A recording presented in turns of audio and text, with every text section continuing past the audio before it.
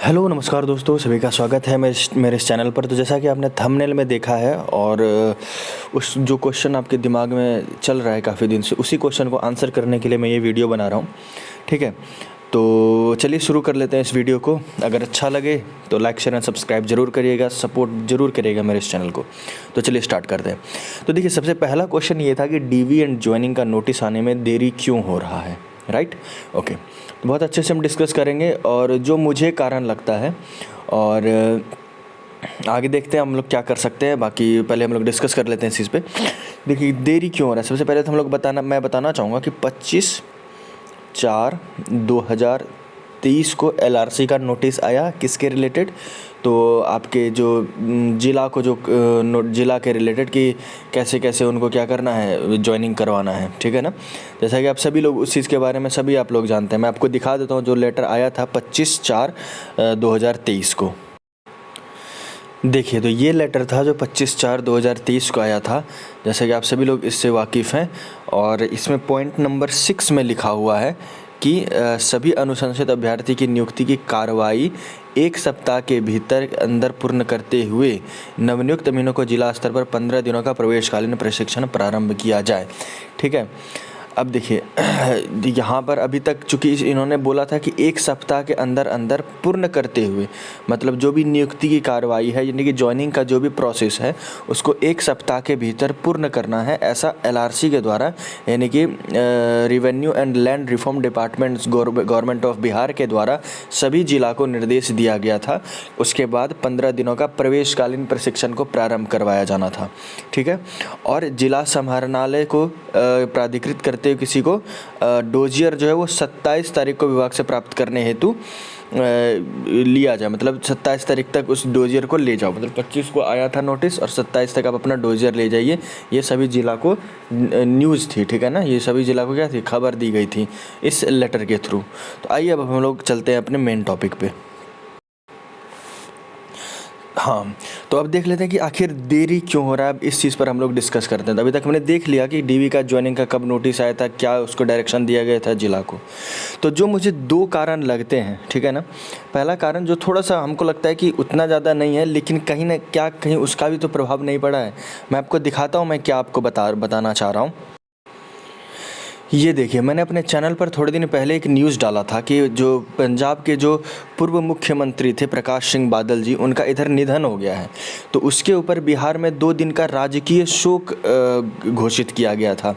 जैसे आप न्यूज़ देख सकते हो, अखबार का है, जो कि मैंने अपने कम्युनिटी पोस्ट पर मैंने डाला था। अगर आप मेरे चैनल को फॉलो करते हैं तो आपने ये न्यूज़ ज़रूर देखा होगा कि पंजाब के पूर्व मुख्यमंत्री प्रकाश सिंह बादल के निधन पर बिहार में 2 दिनों के राजकीय शोक की घोषणा मुख्यमंत्री नीतीश कुमार ने की।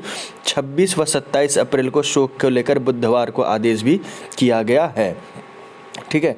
अच्छा, इसमें यह भी बताया गया है कि क्या होगा इसके शोक, मतलब कि राजकीय शोक में, कि शोक की अवधि में राष्ट्रीय ध्वज आधा झुका रहेगा, राजकीय समारोह और सरकारी मनोरंजन के कार्यक्रम नहीं होंगे। तो मे भी हो सकता है ये कारण नहीं हो, लेकिन फिर भी चूंकि 26 और 27 को क्या किया गया, राजकीय शोक घोषित किया गया। अब पता नहीं उस दिन काम हुआ कि नहीं हुआ, वो देखने वाली बात है। तो आइए अब हम लोग दूसरी चीज़ पर बात कर लेते हैं। तो दूसरी चीज़ क्या होगी? सबसे सिंपल सीधी सी बात है, जो मुझे ज़्यादा इसकी संभावना लग रही है, मैं आपको दिखाता हूँ। देखिए, ये है बिहार सरकार का कैलेंडर, कब कब छुट्टी है कब नहीं है। याद रखिएगा, राजकीय शोक 26 और 27 को घोषित हुआ है। उसको थोड़ा उसके संदर्भ में लेते हुए हम लोग चीज़ों को समझने का प्रयास करेंगे। ये देखिए, ये रहा अप्रैल का महीना और ये रही 25 तारीख। ठीक है ना। और इसमें आप देख लीजिए 26 और 27 का ये समय दिया गया था। अब 26-27 को ही राजकीय शोक भी घोषित हो गया।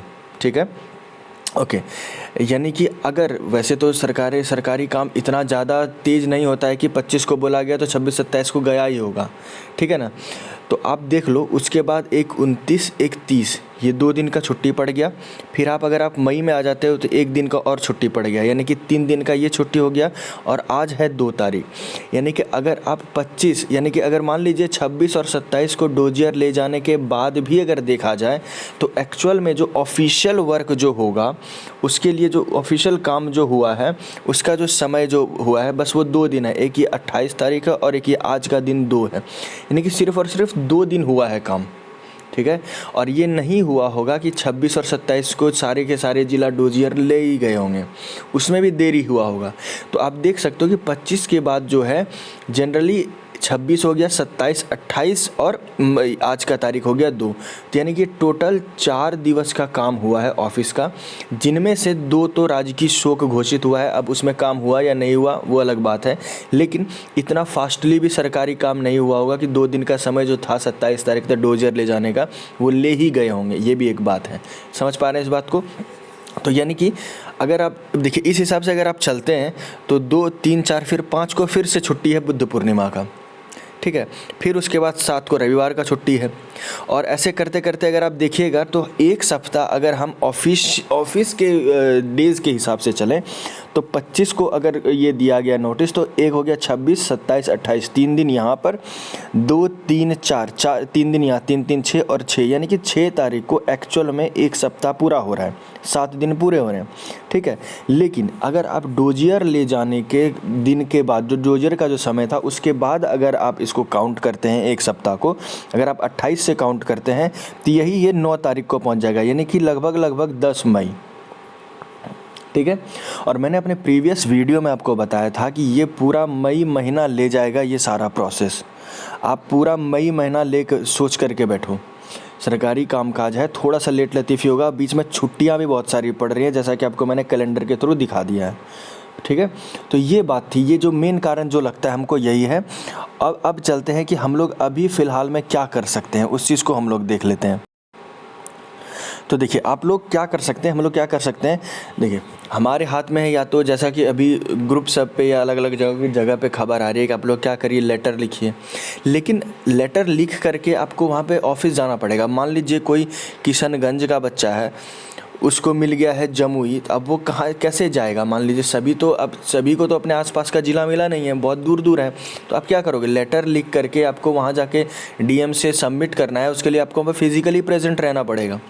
तो अगर आपके पास संभव है कि अगर आप आसपास में हो कोई भी, जैसे मान लीजिए कि किसी ज़िला में अगर 38 अमीन को पोस्ट किया गया है, पोस्टिंग मिली है, उसमें से अगर 5-6 भी आसपास के ज़िला के हैं तो वो लोग आकर के कर दें। लेकिन अगर सारे ही अगर नहीं है आसपास के तो उनके लिए थोड़ा सा प्रॉब्लम हो जाएगा। लेकिन अगर आप चाहें तो आप कर सकते हैं, कोई बहुत बड़ी प्रॉब्लम नहीं है।